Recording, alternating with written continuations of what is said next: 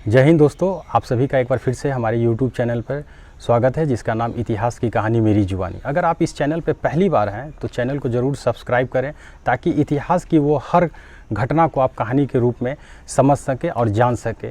तो पार्ट 2 में मैंने आपको जो जानकारी दिया था कि किस प्रकार राजकुमार शुक्ल, शेख गुलाम और शीतल राय किसान जो ये नेता थे, किस प्रकार नरकटियागंज रेलवे स्टेशन पर जॉर्ज पंचम के पास पहुँचे थे और अपनी दुख व्यथा को कहने के लिए, पर उनकी जो है मुलाकात उनसे हो नहीं पाती है और इनको काफ़ी दूर रख दिया जाता है। तो पार्ट 2 का हमने वो कहानी का अंत किया था इस जगह पे, और आज पार्ट 3 की जो कहानी मैं आपको बताने जा रहा हूँ, इस चीज़ में मैं आपको जानकारी दूंगा कि किस प्रकार राजकुमार शुक्ल इतने बड़े क्रांतिकारी बन कर के उभरते हैं और आखिर इनको अंग्रेज़ के साथ क्या ऐसी दुश्मनी आन पड़ी थी, क्या इनका और अंग्रेज़ के बीच में टकरार हुआ जो ये हाथ धो कर के अंग्रेज़ के पीछे पड़े। तो ये चीज़ जानेंगे, क्योंकि उनके साथ ये शीतल राय, शेख गुलाम पीछे हट जाते हैं और वो इस आंदोलन में उतना चढ़ बढ़ करके भाग नहीं लेते, पर ये सबसे ज़्यादा इनका मेन फोकस होता है इस आंदोलन को बढ़ाने में और ये जो समस्या को हटाने में चंपारण की धरती से। तो इस चीज़ को हम लोग जानेंगे। तो चलिए इस कहानी के आगे हम शुरुआत करते हैं। जब राजकुमार शुक्ल को अंग्रेज़ से मुलाकात नहीं हो पाती, अंग्रेज़ राजा से, जॉर्ज पंचम से, तो बहुत निराश हो जाते हैं और निराश हो करके वो जितने भी किसान थे उस रेलवे स्टेशन पे, वहाँ से वो लौट करके अपने अपने घर, अपने गांव चले जाते हैं और बहुत वो उम्मीद को हार चुके रहते हैं राजकुमार शुक्ल, और कहते हैं क्या कि जो जिस उम्मीद से हम आए थे और जो हमको विश्वास था कि अंग्रेज़ अफसर इतने बड़े राजा हैं, हमारी दुख को समझेंगे और हमारी समस्या का वो समाधान करेंगे, पर वो नहीं समझ पाए, हमारी समस्या को नहीं सुनना चाहें और अंग्रेज़ के प्रति और नफ़रत उनके दिल में भर जाती है उसी जगह से, और वो बहुत टूट जाते हैं। पर जो होना था वो रेलवे स्टेशन पे जो घटना घटी वो तो घट गई थी और वो वहाँ से लौट करके सभी अपने घर पहुँच चुके थे। एक दिन की बात है कि जब वो अपने गांव में थे और उसी दिन उनकी पत्नी का देहांत हो जाता है। पत्नी का देहांत हो जाने के बाद ये सामाजिक जीवन में बहुत ज़्यादा ही घुल मिल जाते हैं और आसपास के एरिया जो था, जो भी गांव, उनमें इनको न्याय पुरुष के तौर पर देखा जाता था। जब भी आसपास में कोई घटना, लड़ाई झगड़ा या वाद विवाद होती थी तो वहाँ के लोग इन्हीं को बुलाते थे पंचायत के लिए और इन्हीं को उस चीज़ के समस्या का समाधान करने के लिए रास्ता को कहते थे कि आप इसका रास्ता निकालिए। वो अंग्रेज़ अब किसी के पास नहीं जाते थे और जब भी ये जाते थे बहुत ही अपने शांत तरीके से उस समस्या का समाधान को करते थे। ये चीज़ अंग्रेज़ के कानों तक पहुंच जाती है। वहाँ के जो भी अंग्रेज़ अफसर होते थे कि अब हमारे इलाके में अब ये न्याय पुरुष कौन आ गया है जो ये अब समस्या का समाधान करने लगा। ये बात वहाँ के अंग्रेज़ अफसर जो थे, SC एमन को पसंद नहीं आती है, रास नहीं आती है और वो सोचने लगते हैं कि अगर इस तरह से इन लोग का वजूद अगर ऊपर उठता जाएगा तो फिर हम लोग का तो बहुत दिक्कत हो जाएगा। तो वो ऐसा करते हैं कि राजकुमार शुक्ल को बुलावा भेजते हैं और वो कहते हैं कि आपको हमारे अफसर बुलाए हैं, सो आप चलिए मिलने के लिए। राजकुमार शुक्ल उनके फरमान जो लेकर के आए थे उनको साफ तौर पर कह देते हैं कि आप अपने अफसर को कह दीजिए कि हम आपसे नहीं मिलना चाहते हैं, और वो नहीं मिलते हैं। इस बात से खफा हो जाते हैं SC एमन साहब और उनके घर पहुंच जाते हैं। राजकुमार शुक्ल के घर पहुंचते हैं और घर पे पहुंच करके कहते हैं कि मुझे मालूम चला है कि आजकल आप हमारे इलाके में बहुत न्याय पुरुष का काम कर रहे हैं, बहुत फैसले को आप सुलझा रहे हैं, क्या बात है। तो वो फिर अपना उनको जो जवाब होता है कि लोग हमें बुलाते हैं तो हम जाते हैं, हम अपने मन से कुछ नहीं अलग कोई काम करते हैं। तो अच्छा ठीक है। तो उस वक्त जब इनसे बात कर रहे थे तो अपने उनके घर के आगे एक बागान हुआ करता था, उस बागान में वो आलू लगाए हुए थे और वो कहते हैं कि ठीक है, अब ऐसा है कि तुम इस आलू का लगान हमारे ऑफिस में पहुंचा देना। तो ये बात सुन करके उनको बहुत ताजुब होती कि भाई अब ये तो हमारा घर का बागान है, इस पर थोड़ी हमको लगान देने का निर्धारण किया गया है सरकार से कि इसका लगान, तो इसका लगान तो है नहीं, इसका तो हम लगान देंगे नहीं। तो नहीं तो तुमको तो अब लगान देना ही पड़ेगा, तुम न्याय पुरुष हो हमारे इलाके के, तो अब इस पर भी तुमको लगान देना पड़ेगा। इस बात से दोनों के बीच में टकरार हो जाती है कि उनका जो निजी ज़मीन, जबकि वो खेत नहीं था, वो आगे सामने घर का बगान की ज़मीन पर आलू को लगाए हुए थे और उस पे वो टैक्स लगा देते हैं और कहते हैं कि नहीं अब इस पर भी आपको लगान देना पड़ेगा, और वो देने से मना करते हैं। तो मना करने के बाद क्या होता है, अंग्रेज़ अफसर क्रोध में आकर के उनके जितने भी बाग बगीचे बगान थे सामने के, वो सब को पूरी तरह से भंग करवा देते हैं, तोड़ करके उखाड़ करके चौपट कर देते हैं। और इससे भी मन नहीं भरता है तो उनके घर को भी तहस नहस कर देते हैं। इस बात से अंग्रेज़ के प्रति राजकुमार शुक्ल के मन में बहुत ही क्रोध भड़क जाती है, और क्रोध भड़क जाने के बाद वो उसी वक्त कसम खाते हैं कि जब तक अब चंपारण की धरती से इस अंग्रेज़ को मैं मिटा न दूँ, हटा न दूँ, तब तक मैं चैन से नहीं बैठूँगा। और वो उसी वक्त कसम खा लेते हैं कि नहीं, अब जो होना होगा, अब यही हमारी जीवन की लड़ाई है और यही जीवन की पहचान है, चाहे जैसे हो। हमें नहीं मालूम कि हम कैसे क्या करेंगे, पर इतना मालूम है कि अब इसको मिटा देना है, हटा देना है। और वही उनका जीवन का अंतिम निर्णय और अंतिम फैसला होता है कि किस प्रकार इसको हमें हटा देना है, चाहे आप जैसे भी हो। अंग्रेज़ अफसर तो चले जाते हैं ये सब काम करके, पर ये दिमाग में अपने पूरी तरह से सेट कर लेते हैं कि अब जैसे भी हो, जो भी हो, करना है तो करना है, इनके खिलाफ लड़ाई, जंग तो छिड़ देना है। और छिड़ चुकी थी जंग अपने दिमाग में वो, पर इनको ये नहीं समझ में आ रही थी कि अब इस जंग की शुरुआत हम कहाँ से करें, कौन हमको मदद करेगा। इन्हें सही से हिंदी भी नहीं आती थी उस ज़माने में, और कहाँ जाए नहीं जाए, कहाँ से इस लड़ाई की शुरुआत करें, इन्हें कुछ भी नहीं पता था। पर दिमाग में इतना ज़रूर तय था कि इनके खिलाफ कुछ करना है, और ऐसा करना है कि इन्हें याद भी रहे कि ये किन से टकराए हैं। इसी तलाश में वो एक बार कानपुर जाते हैं। कानपुर में उस वक्त गणेश शंकर विद्यार्थी नाम के एक पत्रकार हुआ करते थे उस इलाके में। उनसे इनकी काफ़ी नज़दीकियाँ थी और काफ़ी बातचीत जमती थी। तो जब वहाँ पे वो जाते हैं और वो अपनी मन की बात बताते हैं और चंपारण की वो दुर्दशा को समझाते हैं कि किस प्रकार चंपारण की धरती पर अंग्रेज़ तिनकठिया प्रथा को लेकर के किस तरह से मतलब तहलका मचाए हुए हैं और किस प्रकार वो शोषण कर रहे हैं दिन प्रतिदिन। उन सारी समस्या को जा कर के वो गणेश शंकर विद्यार्थी नामक एक पत्रकार हुआ करते थे, युवा पत्रकार थे वो, उनके सामने वो सारी समस्या को रखते हैं। वो सारी समस्या को सुन तो लेते हैं, पर वो बताते हैं कि ठीक है ऐसा कीजिए ना कि अभी तो आपको किनके पास जाइएगा, कौन आपको मदद करेगा। ये लड़ाई तो बहुत लंबी लड़ाई है और ये लड़ाई कोई मामूली लड़ाई तो है नहीं। जिसके खिलाफ लड़ाई लड़ने का आप प्लानिंग कर रहे हैं, सोच करके आए हैं, वो कोई मामूली आदमी नहीं है। आपकी जो हैसियत है और उनकी जो हैसियत है, ज़मीन आसमान का फ़र्क है। आप किससे टकराने की बात कर रहे हैं, ज़रा सोच लीजिए। तो बोले सोच तो लिए हैं, अब जो हो जीवन का अंतिम मेरा फैसला, अंतिम निर्णय यही है कि जैसा भी हो इसका परिणाम, अब तो लड़ाई लड़नी है। तो ठीक है, तो आप ऐसा क्यों न करते हैं कि आप गांधी जी आए हैं दक्षिण अफ्रीका में, बहुत ही अंग्रेज़ से वो लड़ के आए हैं और उन्हें अंग्रेज़ से लड़ने का बहुत अच्छा खासा तरीका मालूम है। अब बड़ा उनका नाम हुआ है दक्षिण अफ्रीका में, बहुत ये अंग्रेज़ से जो लड़ाई लड़े हैं उनको पता है कि अंग्रेज़ से कैसे लड़ाई लड़ा जाए। तो गांधी जी के बारे में तो उस वक्त गणेश शंकर विद्यार्थी बोले, पर ये गांधी जी को देखे भी नहीं थे कि गांधी जी कैसे हैं और कहाँ मिलेंगे हमको।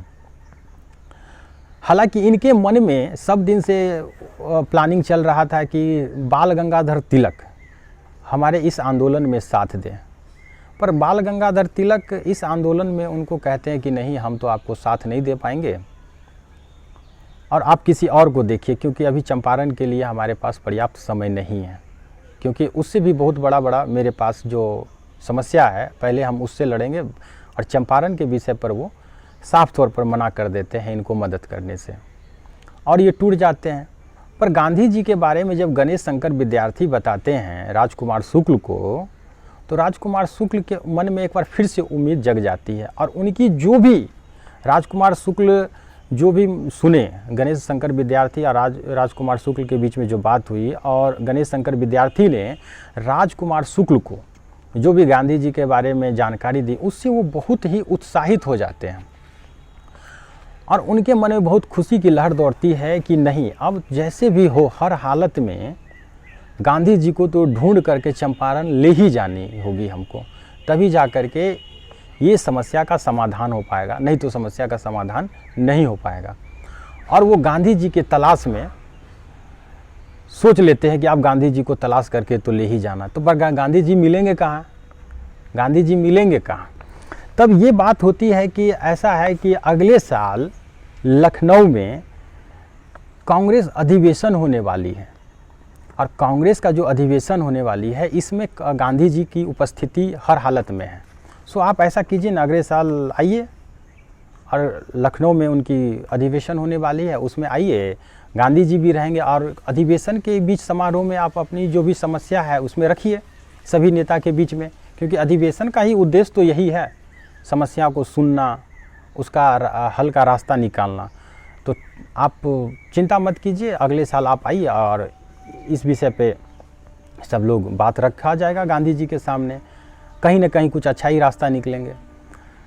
समय बीतता गया और कांग्रेस अधिवेशन 26 दिसंबर 1916 वो लखनऊ का अधिवेशन था, और ये खास करके कांग्रेस का ये जो अधिवेशन है बहुत ऐतिहासिक अधिवेशन रहा, क्योंकि इसमें जो फूट हुई थी, सूरत फूट, उसके बाद यही अधिवेशन में दोनों का मिलान हो जाता है। और इस अधिवेशन में सबसे ज़्यादा जो है मिलान की भूमिका एनी बेसेंट का रहा, दोनों को मिलाने का। जो नरम दल गरम दल का जो फूट हुआ था, ये वही व्यक्ति थे एनी बेसेंट जो दोनों को आपस में जोड़े थे। हालांकि ये तो बात दूसरी बात है, पर ये जो 26 दिसंबर 1916 के जो अधिवेशन होने वाली थी लखनऊ में, उसके लिए बहुत बेसब्री से वो इंतज़ार कर रहे थे राजकुमार शुक्ल कि ये समय कब आए और ये अधिवेशन कब हो जिसमें हम जाएं और गांधी जी से मुलाकात करें और उनको यहाँ पे ले कर के आएँ। समय बीती, 26 दिसंबर 1916 का वो समय आता है और कांग्रेस अधिवेशन की शुरुआत होती है। उस वक्त राजकुमार शुक्ल चंपारण में थे और वहाँ से ब्रजकिशोर प्रसाद के साथ जो एक वकील हुआ करते थे, ब्रजकिशोर प्रसाद और डॉक्टर राजेंद्र प्रसाद एक दूसरे के समधी हुआ करते थे उस ज़माने में, दोनों में ऐसा रिश्ता था। तो अब बहुत बड़े वकील भी हुआ करते थे ब्रजकिशोर प्रसाद, तो उनके साथ ब्रजकिशोर प्रसाद और राजकुमार शुक्ल दोनों एक साथ लखनऊ के लिए रवाना होते हैं, क्योंकि उनको इंग्लिश आती थी, इनको इंग्लिश आती नहीं थी, हिंदी सही से बोल नहीं पाते थे, इसलिए उनको ये साथ में रखते हैं और कहते हैं कि आप हमारी मदद कीजिए और चलिए, और चल करके वहाँ पर इस चीज़ को अच्छे तरीके से आप उस अधिवेशन में रखिएगा, ताकि चंपारण की जो समस्या है वो समस्या वो लोग समझे और इस पर रास्ता निकालें। और ऐसा ही हुआ कि दोनों साथ में निकले और लखनऊ पहुँचे कांग्रेस अधिवेशन के बीच में जब इनको बोलने की बारी आती है कि ठीक है आप अपना जो भी आपकी समस्या है समस्या रखिए, राजकुमार शुक्ल को भी जो मन में आया वो अपनी समस्या रखे और ब्रजकिशोर प्रसाद भी अपनी समस्या रखे। समस्या रखने के बाद ये जो समस्या था वो समस्या को तो शामिल कर लिया गया कि ठीक है आपकी समस्या को हम शामिल कर लेते हैं, और जो भी अब इस पर होगा कांग्रेस इस पर देखेगी और रणनीति बना करके सरकार से लड़ी जाएगी जो भी मामला है। पर राजकुमार शुक्ल को क्या था कि इससे उनको भरोसा नहीं था कि ठीक है समस्या को तो आप शामिल कर लिए, पर ये समस्या का अंत होगा भी कि नहीं होगा, वो इस बात से खुश नहीं थे। वो गांधी जी के पास चले गए क्योंकि गांधी जी वहीं पे थे। गांधी जी के बारे में गणेश शंकर विद्यार्थी ने पहले ही जानकारी दे दी थी कि उनको अंग्रेज़ से लड़ना आता है। ये चले जाते हैं गांधी जी के पास, गांधी जी को चंपारण की सारी व्यथा को दुख को सुनाते हैं। गांधी जी सुन तो लेते हैं पर कहते हैं कि देखिए हमारे पास इतना समय नहीं है कि हम जा कर के वहाँ देखें, और अभी तो आप कांग्रेस अधिवेशन में तो बोल ही दिए, प्रस्ताव को भी तो शामिल कर लिया गया है, तो आप इंतज़ार कीजिए, फिर वो घड़ी आएगी उसमें इस चीज़ का चर्चा कर दी जाएगी। तो इसमें अभी हम क्या कहें, हम आपको अभी मदद नहीं करेंगे। पर वो माने नहीं, वो बोले कि एक बार आप समझिए कि वहाँ पे क्या समस्या है, क्यों हम आपको कह रहे हैं और आप ही हैं जो आप हमें मदद कर सकते हैं।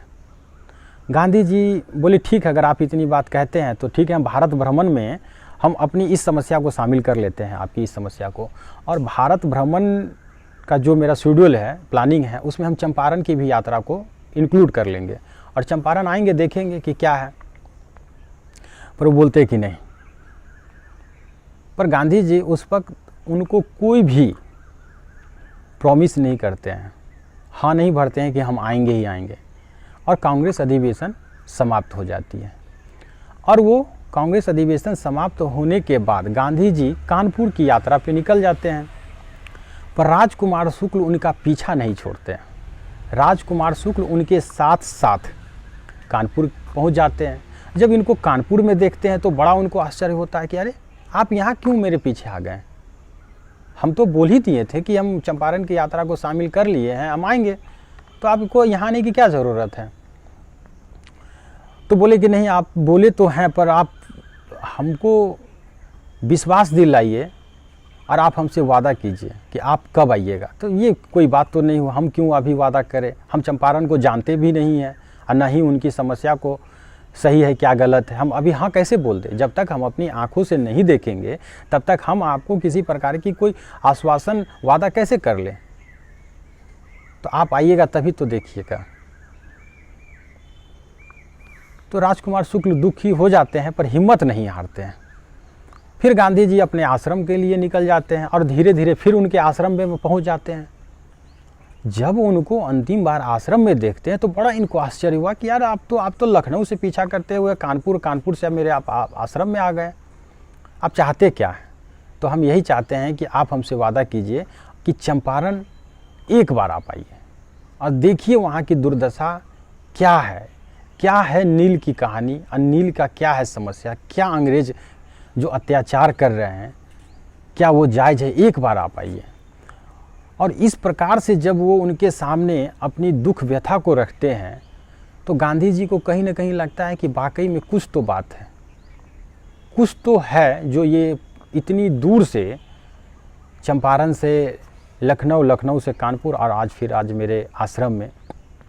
तो उनको कहते हैं कि ठीक है, हम चलिए, हम आपसे एक वादा करते हैं कि अगले साल यानी 1917 में जो कलकत्ता अधिवेशन होने वाली है तो आप ठीक है वहाँ पहुँचिएगा, वहीं से आप हमको ले चलिएगा, हम चंपारण चलेंगे, आप आइए वहाँ पे। तो बहुत खुश हो जाते हैं कि चलो कम से कम एक उम्मीद तो दिए हैं। और ये वापस चले आते हैं और फिर एक साल इंतज़ार करते हैं 1917 का कि अब कलकत्ता अधिवेशन हो तो फिर हम अपना उनको जाएं लाने के लिए। और वो समय आ जाता है 7 मार्च 1917 का, जब ये इनको अधिवेशन का मिलता है कि हाँ भाई अब गांधी जी आने वाले हैं। तो इनको गांधी जी को फिर वो जब इनको 7 मार्च 1917 को एक इनको तार मिलता है गांधी जी के द्वारा कि राजकुमार शुक्ल को ये सूचना दी जाती है कि गांधी जी आपको बुलाए हैं कलकत्ता और आप कलकत्ता आइए। पर दुर्भाग्यवश क्या होता है कि डाक विभाग की गलती के कारण इनको उसी डेट में जानकारी नहीं मिलती है और अगले डेट में इनको जानकारी मिलती है, यानी 8 मार्च को ये जानकारी मिलती है। पर करे तो क्या करे, अब तो मान लिया जाए जानकारी हमारे पास विलम्ब से आई है, मेरे पास तो कोई रास्ता है नहीं। पर उसी दिन वो क्या करते हैं, डायरेक्ट मुजफ्फरपुर से बरौनी की यात्रा पर निकल आते हैं, क्योंकि इनको यही शॉर्ट रास्ता था बरौनी से जाने का। मुजफ्फरपुर से वो बरौनी रेलवे स्टेशन आते हैं, अब बरौनी से फिर सिमरिया पहुंचते हैं, वहाँ से गंगा पार करके मोकामा घाट रेलवे स्टेशन पहुंचते हैं। और वहाँ पर मोकामा घाट में पहुँचने के बाद वहाँ स्नान करते हैं और दही चूड़ा वो खा करके फिर सुबह वो 9 तारीख को ये 8 तारीख को ट्रेन पकड़ के वो कलकत्ता के लिए रवाना हो जाते हैं और 9 तारीख को वो कलकत्ता पहुंचते हैं। जब वो कलकत्ता पहुंचते हैं जो दिए हुए पते पर, तो मालूम चलता है कि गांधी जी निकल चुके हैं।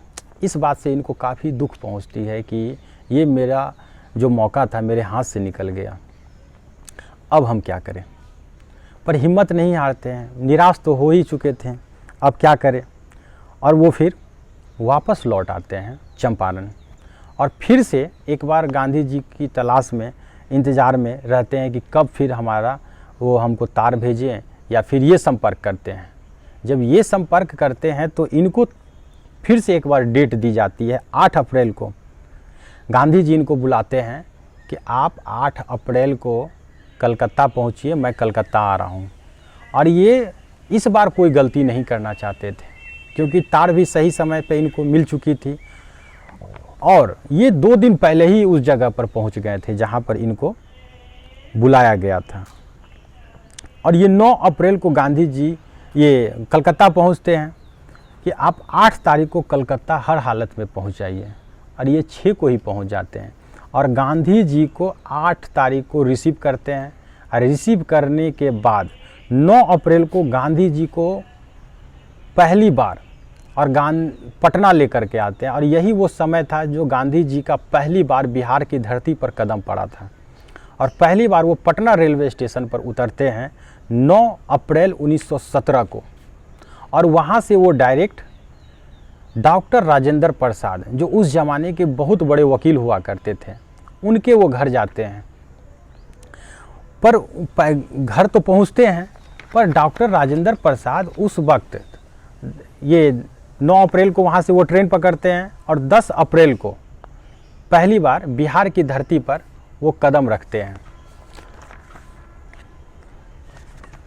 और उसके बाद डॉक्टर राजेंद्र प्रसाद के जब घर ये पहुंचते हैं तो डॉक्टर राजेंद्र प्रसाद उस वक्त अपने घर में उपस्थित नहीं थे, वो पुरी की यात्रा पर जा चुके थे, पुरी की यात्रा पे निकल चुके थे।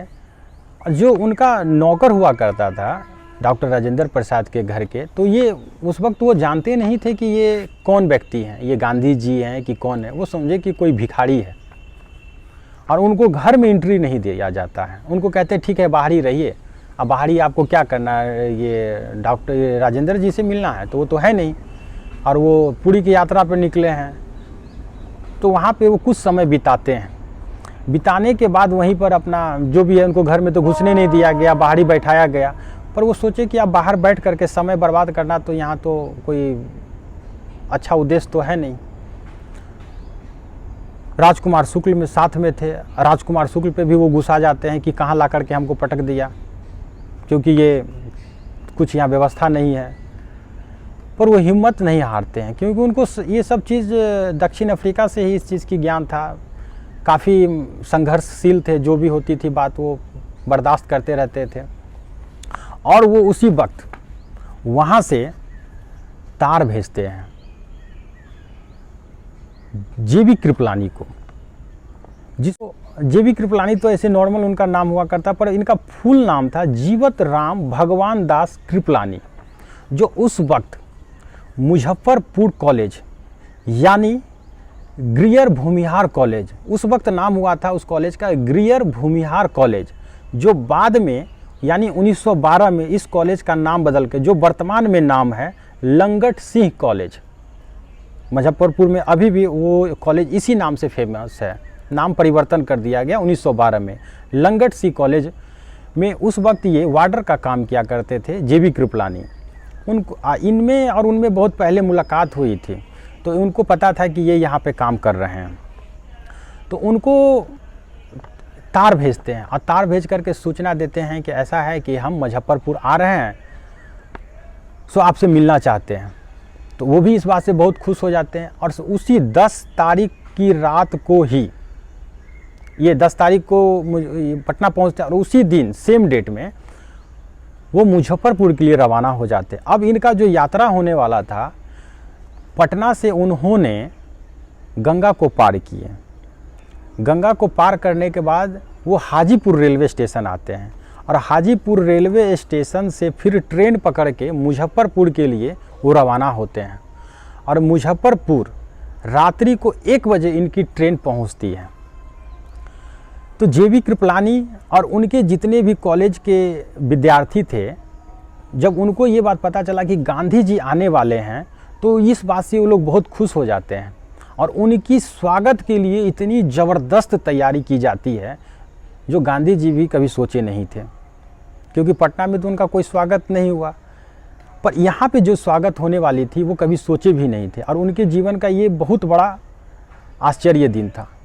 और रात्रि के 1 बजे यानी 11 तारीख को रात्रि के 1 बजे 11 अप्रैल 1917 वो समय था जब वो मुजफ्फरपुर में पहली बार कदम रखते हैं। और उस स्टेशन पर लालटेन की रोशनी में जेबी कृपलानी उस वक्त उनका इंतज़ार कर रहे थे, क्योंकि उस वक्त रेलवे स्टेशन पर रोशनी का पर्याप्त व्यवस्था नहीं हुआ करता था। लालटेन की रोशनी में बहुत सारे छात्र जो थे उस कॉलेज के और जेबी कृपलानी उनकी स्वागत में वहाँ उपस्थित थे। अब उनका जयमाला होता है, जब वो ट्रेन से उतरते हैं जयमाला, आरती, फूलों से उनका स्वागत होता है, जो कभी सोचे भी नहीं थे कि इतनी ज़बरदस्त उनका स्वागत। उसके बाद इनको बग्गी में बैठाया जाता है। अब सबसे बड़ी बात है कि ये जो बग्गी जो आई थी उस वक्त तो बग्गी में घोड़ा बांध करके लाया गया था, पर वो उत्साहित जो भी छात्र थे इतने उत्साहित थे कि घोड़ा को खोल दिया गया। और घोड़ा को खोल करके बग्गी में जब वो बैठ जाते हैं तो खुद ये खींचने लगते हैं घोड़ा को, ये बग्गी को, घोड़ा को तो हटा देते हैं। और कुछ दूर जब खींचते हैं तो गांधी जी को शक होता है कि ये घोड़ा का आवाज़ नहीं आ रहा टप टप का, ये कहाँ गया। तो ये उस वक्त वो बग्गी को रुकवाते हैं और रुकवा करके देखते हैं तो घोड़ा तो हटा दिया गया, ये लड़का लोग खींच रहा है। इस बात से बहुत नाराज़ होते हैं और कहते हैं कि नहीं, ये हमें पसंद नहीं है, आप इसको हटाइए और घोड़ा को लगाइए, तभी हम चलेंगे, नहीं तो नहीं। अब गांधी जी बोले तो अब कौन मना कर सकता है। उनको बैठाया गया और फिर घोड़ा को लगा दी गई। फिर कुछ देर चलने के बाद छात्र कहाँ मानने वाले थे, वो तो इतने मत वाले थे कि वो सोच रहे थे कैसे गांधी जी का हम स्वागत करें। बस वो स्वागत करने के लिए मतलब सब कुछ सुध बुध खो दिए थे कि क्या सही है क्या गलत है।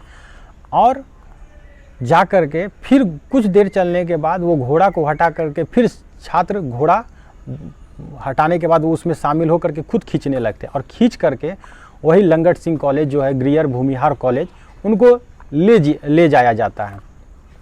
उनको उस जगह पे रखा जाता है। रात्रि समय कटी। जब सुबह में ये बात वहाँ के प्रिंसिपल को पता चलता है, जो अंग्रेज अफसर हुआ करते थे, इस बात से जेबी कृपलानी पर बहुत वो खफा हो जाते हैं कि आप उस लुच्चे लफंगे को हमारे कॉलेज में क्यों लेके आए। वो आपको मालूम है अंग्रेज का कितना बड़ा दुश्मन है। दक्षिण अफ्रीका में मालूम है कि कितना बड़ा वो अंग्रेज के खिलाफ आवाज़ फूका था, और आप उसको यहाँ क्यों लेके आए। इस बात के लिए करके उनको नौकरी से निकाल दी जाती है। तो इस बात से जेबी कृपलानी को दुख नहीं होता है कि हमें नौकरी से क्यों निकाला गया, और वो साफ तौर पर उनको कहते हैं कि जितना जल्दी हो आज के डेट में खाली कर दिया जाए। कहिए गांधी को कहीं दूसरे जगह जा कर के आप रखिए, हमारे कॉलेज से हटाया जाए। और गांधी जी को उस कॉलेज से हटा दिया जाता है, और जेबी कृपलानी भी अपनी नौकरी से हाथ धो बैठते हैं। अब तो नौकरी भी गई, अब इनको कहाँ ले जाया जाए। पर प्रोफेसर मलानी जो एक थे, उनके घर इनको लेके जाया जाता है कि चलिए अब एक वही व्यक्ति हैं जो इनको रख सकते हैं, क्योंकि इनको उस वक्त क्या था कि कोई रखने के लिए तैयार नहीं थे, क्योंकि इनकी जो छवि थी पूरे भारत में अंग्रेज़ के नज़र में, क्योंकि ये अंग्रेज़ का दुश्मन थे। और ये अगर पता चल जाता था कि हाँ कि फलाने घर में है, तो फिर तो उसकी बहुत बड़ी दुर्दशा हो जाती थी, अंग्रेज कर देती थी। और वो जो भी थे सरकारी आदमी, वो रखना नहीं चाह रहे थे कि नहीं हमारी नौकरी चल जाएगी, अगर अंग्रेज अफसर को ये बात अगर मालूम हो जाती है तो फिर तो बहुत दिक्कत होगी। तो इस लेकर के वो रखना नहीं चाहते थे। प्रोफेसर मलानी के यहाँ गए, वो भी डर रहे थे कि भाई कहीं पता चल गई तो फिर हमारी भी नौकरी चली जाएगी। किसी तरह से वहाँ पे 4 दिन वो रुके। 11 को पहुँचे और वो 4 दिन वहाँ पे रुके। 4 दिन में उन्होंने सारी योजना बना ली। मुजफ्फरपुर में उन्होंने सारा जो भी कांड था उस चीज़ को समझा, देखा, पर वो चाहते थे कि जितना जल्दी से जल्दी हो यहाँ से निकल जाना चाहिए। हो सकता है कि हमारी गिरफ्तारी हो जाए, कहीं मुजफ्फरपुर में ही गिरफ्तारी न हो जाए। अगर गिरफ्तारी होनी ही है तो चंपारण की धरती पर क्यों ना हो। इस लेकर के वो चाहते थे कि अब मुजफ्फरपुर को जितनी जल्दी हो यहाँ से हम छोड़ दें, और वो चाहते थे कि चंपारण में अब जो होना हो, गिरफ्तारी हो, जो भी हो, वारंट जो हो वहीं हो, मुजफ्फरपुर को अब जल्दी से जल्दी छोड़ दिया जाए।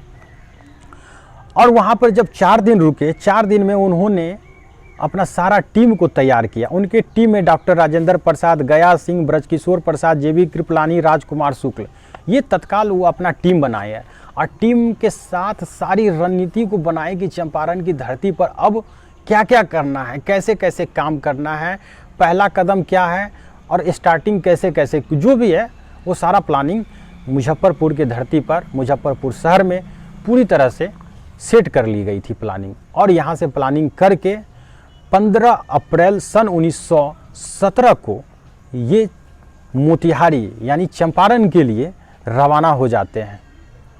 और चंपारण के लिए और वहाँ से रवाना हो करके ट्रेन पकड़ते मुजफ्फरपुर से 15 अप्रैल 1917 को, और 1917 को ही ये चंपारण पहुँचते हैं। और चंपारण पहुँचने की बात जो होती है, ये यहाँ से रवाना होते, तो ये डेट जो है सबसे मायने रखती है कि 15 अप्रैल 1917 यही वो समय था कि चंपारण की धरती पर कदम रखते हैं। तो चलिए पार्ट 3 में जो मैंने आपको जानकारी दी कि किस तरह से इनकी एंट्री होती है, और पार्ट 4 में मैं आपको बताऊंगा कि जब ये 15 अप्रैल 1917 को चंपारण की धरती यानी मोतिहारी रेलवे स्टेशन पर जब उतरते हैं तो यहाँ से इनका क्या रोल होता है, तो ये पार्ट 4 में हम बताएंगे। तो तब तक के लिए चलिए धन्यवाद। जय हिंद, जय भारत।